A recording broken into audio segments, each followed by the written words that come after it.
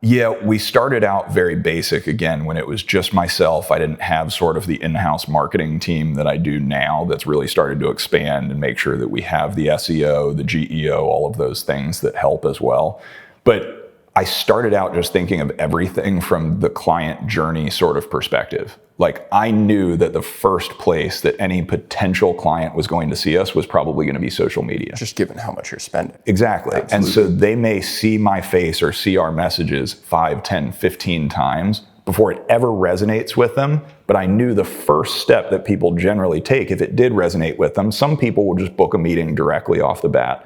But a lot of people, the first place they're going to go is, where do you think, right?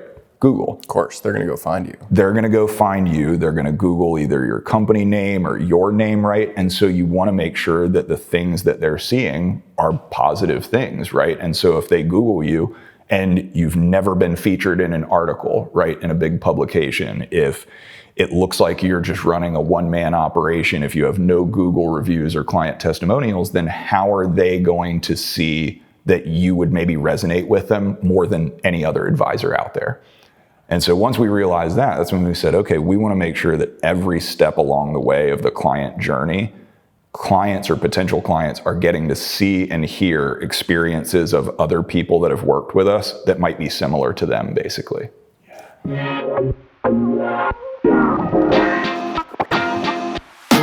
This is the Afternoon Advisor, where we figure out why some advisors are growing so fast it looks like magic. I'm Nate Hoskin. I'm a financial planner and a digital marketing nerd, and I spend my days building and breaking growth systems in my own businesses and in yours. Earlier this year, I heard about an advisor that was allegedly spending $1 million a month on paid ads. That was more than enough to convince me to fly out to Annapolis to interview with him, but there are still so many things I don't understand about one of the fastest growing RIAs in the United States. Today, I'm joined by Aaron Cirksena. He is the CEO and founder of MDRN Capital. In my opinion, MDRN Capital lives up to its name. Yes, they're a fully digital firm that offers everything from investment management to tax preparation, but they also embrace Google reviews, AEO and SEO, organic video marketing, and paid advertising, all the things you need to grow an RIA online today. So with that, Aaron, thank you so much for joining me, and good afternoon.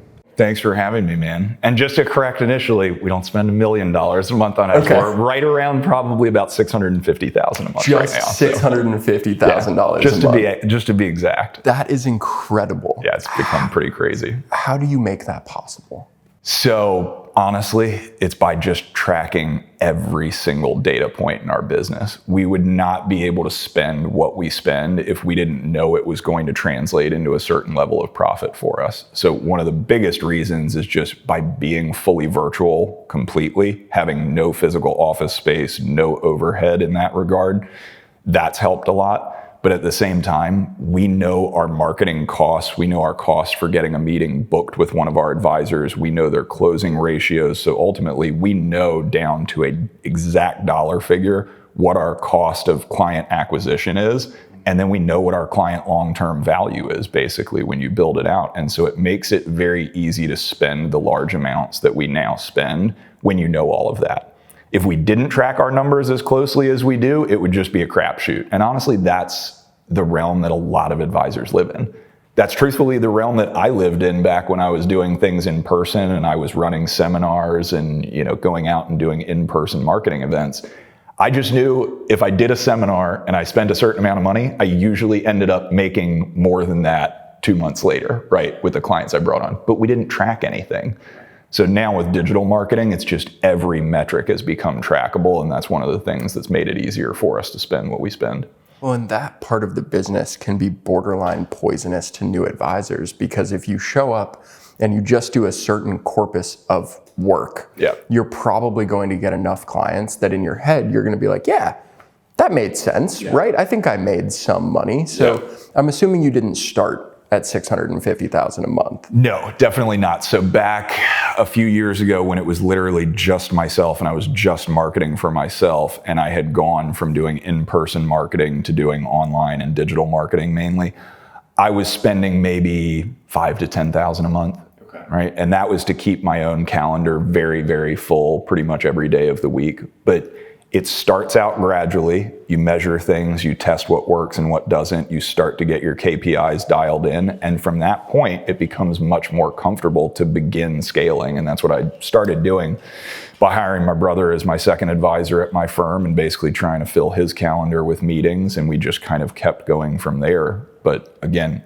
the more data we had, the more meetings we did, the tighter and tighter our KPIs got, right? Because with one advisor doing, say, 40 meetings in a month, you're going to have so much data and KPIs and closing ratios and everything can ebb and flow a lot more. When you have 1,000 meetings amongst 20 advisors, right, everything kind of works its way back to the law of large numbers at that point. It converges. Exactly. Absolutely. So it's actually having more spend, more advisors doing more meetings. The data actually becomes a lot more consistent and a lot easier to track at that point. So there was kind of a critical mass there where once you had enough meetings on the books, you actually felt confident scaling the spend even higher because now you knew what that converged environment would look like. That's exactly what it was. And from there, it was just making sure that certain metrics didn't start to balloon out of control as we kept scaling, right? Like we knew, or I knew what our cost for a booked meeting was when it was just me doing it. I knew what the show up rate was to that meeting. I knew what my closing ratio was for most people off of those meetings.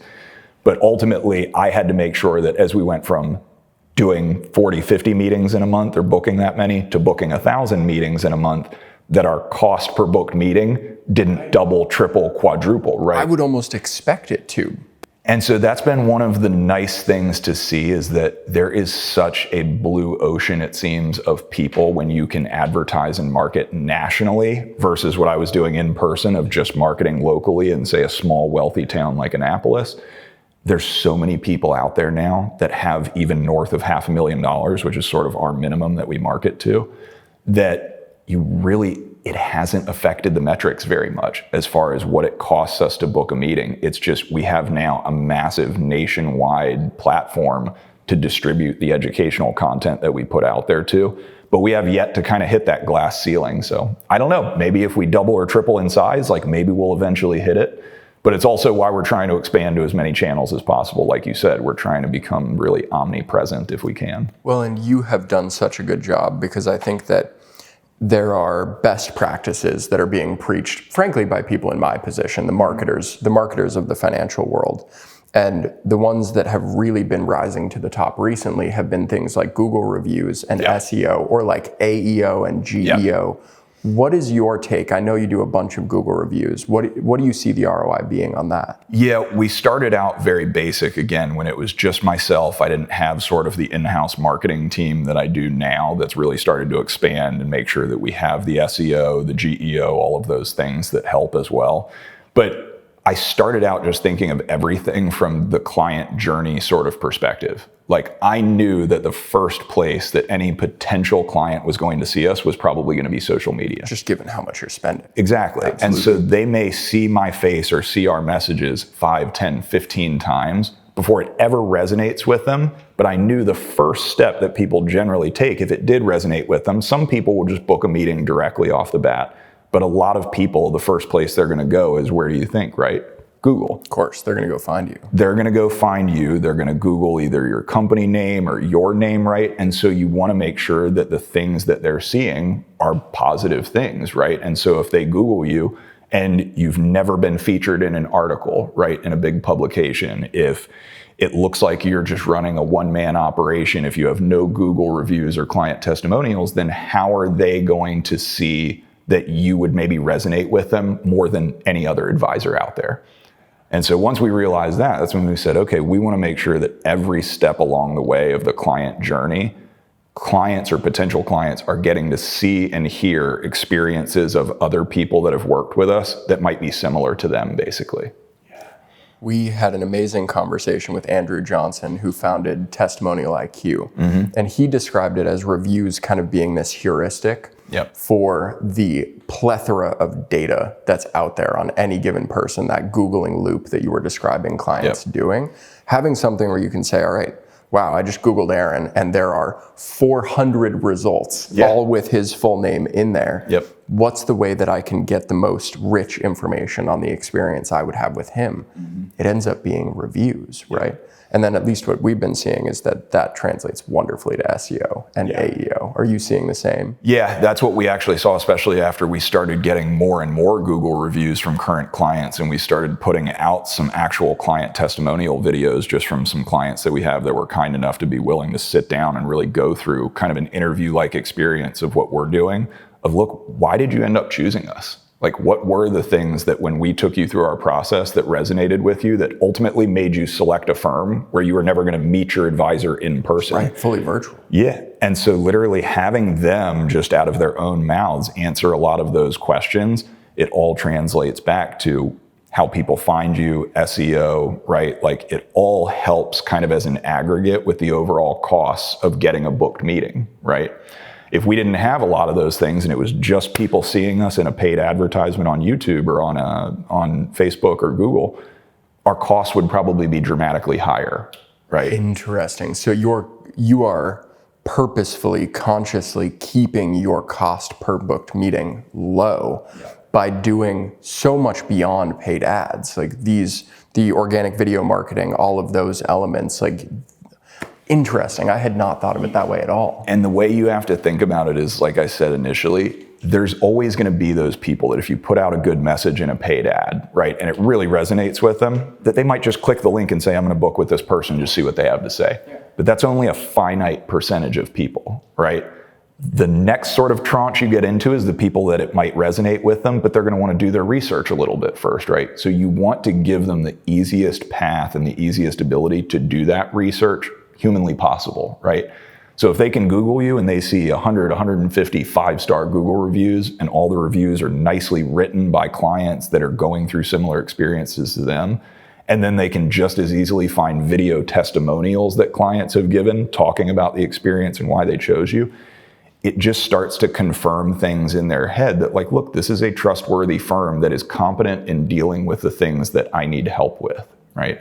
It goes back to even having a PR company. Like, initially I would do PR and I would get featured in publications like the Wall Street Journal or different, Forbes, all these places.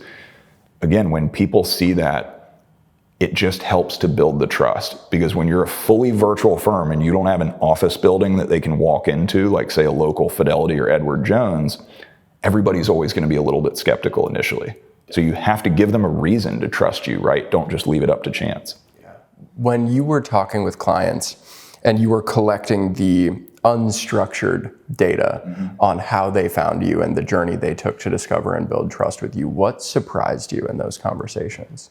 I think what surprised me the most is actually the level of due diligence and research that most people do. It is a very small percentage of people that do just see one message and choose to book. Most people, when they would meet, they would actually say to my advisors, or back when I was doing meetings myself, to me directly, they would say, I have literally seen your face and heard your voice so many times every time I open my social media feed that I've started to hear it in my sleep, basically. And they were like, finally, after hearing and seeing it that many times, I went to Google, I started looking up, I started seeing your guys' reviews, I started seeing the client testimonials. People were talking about the exact same fears and, concerns that I basically have around my retirement.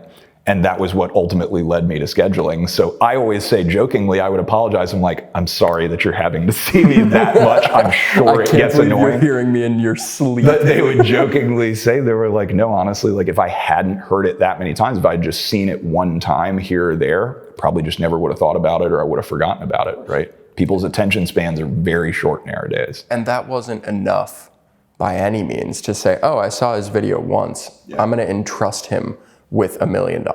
It seems out of the question. That's the other thing, and that partially goes back to our meeting process too, because I've seen other firms that have tried to do virtual meetings, and I think a part of where they get hung up or they get poor performance out of it and they just go back to doing it in person is if you try to cram the trust building into too short of a process, where a lot of advisors will say, all right, great, we're going to do a discovery session, and then the next meeting I'm just presenting you with the plan and take it or leave it, basically, right? Kind of a close on call, like you're here or you're not. Yeah, if you have people with $2, $3, $5 million, their life savings, and they've never met you in person, they've never shook your hand, it's very difficult to build that level of trust in a 2-meeting process. I don't care how good it is. So we've sort of built our process, learning this after doing a lot of meetings. And like listening, I'm sure, listening to feedback, figuring out what works and what doesn't. We've stretched our typical meeting process to not just 3, but typically 4 meetings. Really? So we put in a lot of time up front with prospects, whether they become clients or not, because we want them all to have the experience of being educated first and not to feel like anything is just being, here you go, like here's the plan, take it or leave it. We want to take them through that process and have them educate themselves so that ultimately they're the ones making the decision and feeling good about it of whether they come on board or not. Everything you're telling me sounds like the things that advisors avoid, like the plague, because we are trained that those are not profitable. Correct. That you shouldn't be spending a huge amount on paid ads, that you shouldn't be investing in all of these organic channels, that you certainly shouldn't be extending your prospect meeting timeline in your sales cycle. Exactly. Because the whole point is to condense that and reduce the cost per client. It seems like you guys are so willing to invest in the client before they invest in you, and it's paying massive dividends for you. Honestly, whatever the common sense sort of world in financial advising would tell you about all of those things, I think from the very onset, I've tried to do the exact opposite, like actively. And it's because by doing things differently in almost every single possible way, we are the firm ultimately that stand out to people. Because look, we know if they're meeting with us, they're probably meeting with 2, 3, sometimes 5 other firms, right? But I know that those 2, 3, or 5 other firms are going to do things in a very, very similar method and similar process, one to the next. So I know that just by the way that we do things, by the content that we put out, like our process in its entirety is going to be so different of an experience to them, that I think that's what leads to more people rather than less choosing us at the end of the day. Absolutely. What else are you a contrarian on? I think the digital marketing side I'm a contrarian on. I think the passive versus active management I'm a contrarian on. You know, we've sort of put out something called our performance pledge. You know, a lot of companies are, I think, nervous to try and take on the responsibility of tax planning or tax preparation, estate planning, like all of those things. Like most financial advisors, I think, would rather just stick to their wheelhouse of we're going to help manage your investments and that's what we get paid for and that's it. Yep. Those, I think, are the firms that as AI gets better and better over the coming, 5-10 years, that are really going to go by the wayside. You have to almost from the onset, I think, have that one-stop shop mentality, because that's what people are still willing to pay for. Like ultimately they're paying us to make their life as easy as humanly possible. So if we're only focusing on one sort of siloed segment, like just the investment management, that still leaves a lot of other things for wealthy clients to have to worry about on their own. And often you will only add to that tumult because you will be handing them like, oh, here's your tax form, here's your financial plan, but I need you to go talk to 6 other people to actually make this happen. Correct. So we've literally gotten things to the point where we don't even ask clients to gather their own tax forms. We just gather them for them from their accounts at our custodial platform. We internally have staff members that basically are tasked with doing this during tax season. So if they get a 1099 or a W-2 from work, right, that's basically all they're having to send us. Everything else we pretty much do for them. When it comes to estate planning, we literally walk them through the estate planning process. We have online notaries that will notarize the documents that get created through the estate planning process. So everything from start to finish of our process is a handheld experience. Because again, when you're working virtual, it's going to be difficult for some people. Not everybody's going to be comfortable with that using technology. So we want to make it as seamless and painless of a process as humanly possible. But the trade you make for not having people come in person is that you can serve people nationally, which it sounds like has also borne huge dividends for you. That was the big thing, and I think that's what allowed us to scale as quickly as we have. Is you have to think, there are other firms, I know a lot of them even in the independent space, that are pretty well scaled firms that might have 10 or 15 different office locations amongst 5 or 10 different states even. That is a very slow grinding process. There is so much more that goes into logistics of having to find office space, then find local advisors that you can hire and local staff members that you can hire to fill that office space, then doing local marketing, right? And you only have a certain amount of people that you can market to in a given area, and you're competing with all the other local firms. So for us, it was a much more simplified, sort of streamlined scaling process. We didn't have to worry about any of that stuff. All we knew is we can hire the best talent as far as advisors, operational staff, anybody at our company, no matter where they are in the country, doesn't matter, right? And same thing, we have the ability to market to anybody in the country. And so the only things that we have to worry about when we're scaling is what is the cost of marketing, what's the cost of client acquisition, and we have to make sure that we get ahead of any potential hires that we need to make earlier rather than later, right? Well, I have insight that the people listening to us don't, but I know that this will tie in. What would you say is the smartest decision you've made in your business so far? The smartest decision, I think, other than just going virtually when we did, right, and just really saying we're going to jump in with both feet, not trying to do sort of the half in-person, half virtual model, and we've really built our brand around being fully virtual. I think overall that was probably the smartest decision.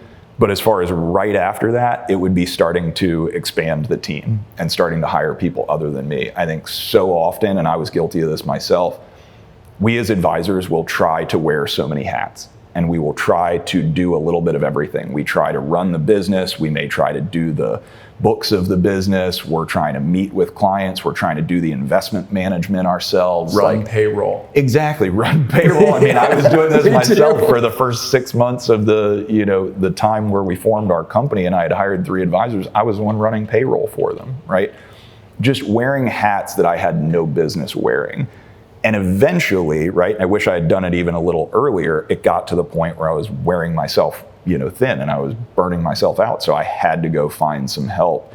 And luckily I found our COO, Josh, who's the president of our company, but he was strong in all the areas I was weak, right? I was very good at being creative, at coming up with marketing concepts, coming up with a good offering for our clients.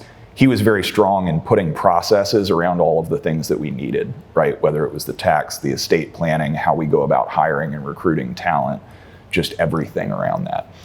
So you've landed on what I think is the true separator between really successful firms and unsuccessful firms, because there are 1,000,001 ways to break the lead problem, right? You can get people in the door to have meetings on the calendar. You can grow your AUM, but true scale, from my perspective, lies in talent and hiring. How do you approach that as you grow so fast? I'm sure you're still hiring like crazy to this day. What's your approach there? Our approach is we're very, very patient. We go through a lot, and I mean a lot, of potential interviews with a lot of different people before we ever pull the trigger on one. And we learned that early on, right? That it can be a mistake to just hire somebody because they might have, a certain number of years of experience, or they might have a CFP designation, or whatever the case is. They also may not end up being great with people, especially not virtually, right? So we've gotten so much more refined in what we look for in someone. And we have a full-time staff member that's all their job is just recruiting, just doing interviews with potential advisors or other operational staff members that we have needs for. So it makes it much easier to be patient when you have a dedicated team member that's all they're doing every single day. It doesn't feel like you have to hire the first person that comes in the door. Yeah, but you did have to hire people on your own for a good while. And for plenty of advisors, even some I'm sure who have achieved similar scale to you, they're still making hires for job positions that they don't know what to expect from. Correct. What was your experience like with that? Because now you have CMOs, you have people that have levels of expertise that you don't yourself possess. Yeah. It's one of the toughest things about hiring at the beginning that starts to get easier as you really start to build out a team, right? When I first hired my COO, Josh, I had never hired anybody in an operational type of role. I had basically just hired other advisors. I sort of knew what to look for in another advisor myself, and so I was fairly confident hiring them. But I'd never hired somebody operationally. And so all I knew was immediately when I met with him, the way that he thought about things resonated very, very well and meshed very, very well with the way I thought about things. But he was complimentary to me. It's almost like a spouse, right? Where they'll say, like, your spouse, you want them to be strong in the areas that you're weak. That's exactly how he was, right?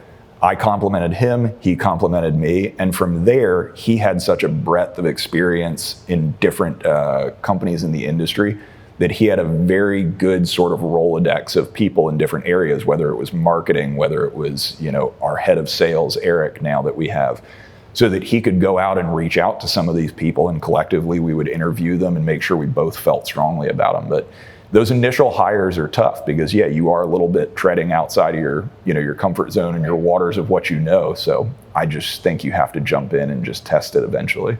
Yeah. Do you subscribe to the trust fast and remove trust fast type of approach where it's like, we're going to hire you, we're going to trust up front that you can do this, and the moment you prove us wrong, you're out? I very much do. I give a little leeway to people, obviously, but what you don't want to do is you don't want to hire somebody that ultimately is sucking time away from you, right? The goal with any hire that you make, whether it's operational or another advisor or anything, is that you're essentially buying your own time back, which is what we've done. So if you end up finding somebody that you're having to constantly remind them to do certain things, or you're having to constantly double check their work or sort of look over their shoulder, that's a person who ends up taking time away from you, not somebody that's giving you time back. Yeah.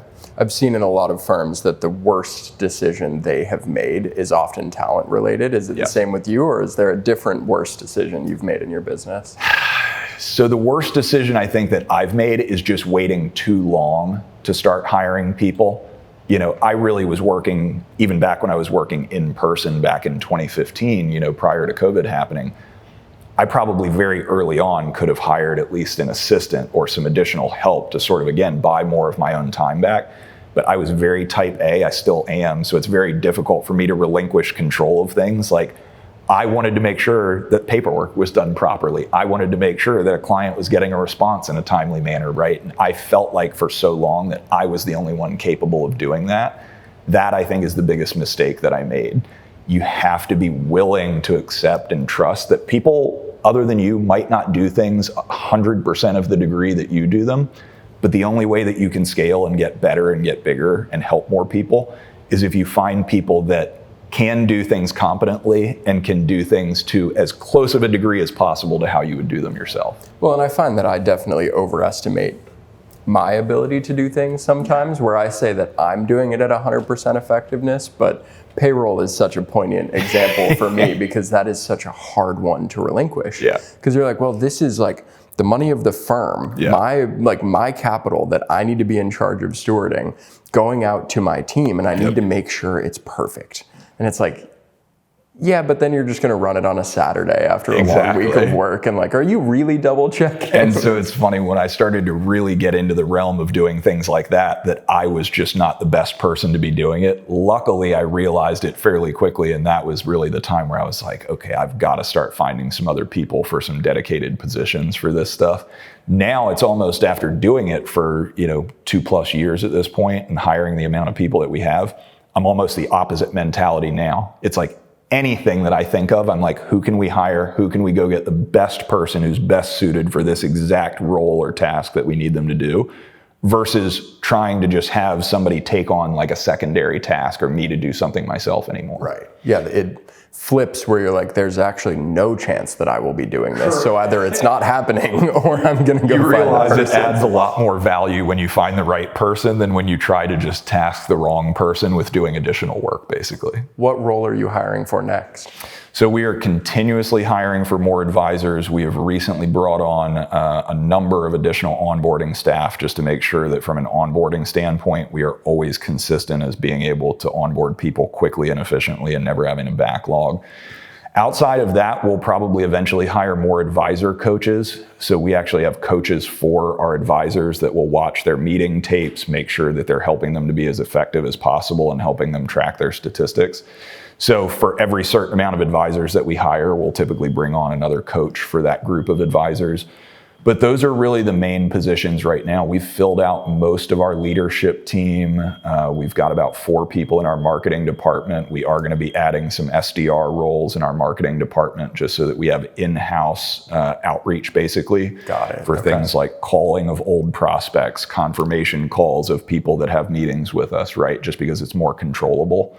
But slowly over time, we've realized that the more and more things that we can bring in-house, the less reliance we can sort of have on like partners and agencies. It gives us more control over the process itself and kind of what that process looks like. And it's always ended up panning out better for us. Yeah, you can build it in directly to the DNA of the firm instead of hoping that that vendor or that agency is going to line up perfectly, especially when your expectations are so high, right? Exactly. Like your level of excellence is so elevated compared to where most people are. And you know where that person's time is being spent, right? And it's only being spent on your business. It's not as a vendor being spent on 50 different advisory businesses that they're having to help. So yeah, absolutely.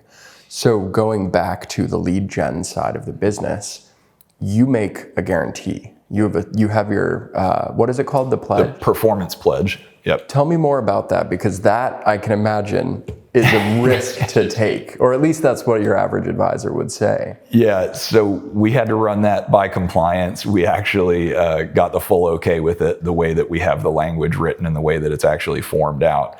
But it really came about because I have done so many meetings myself, and collectively across our advisors, we've done tens of thousands of meetings.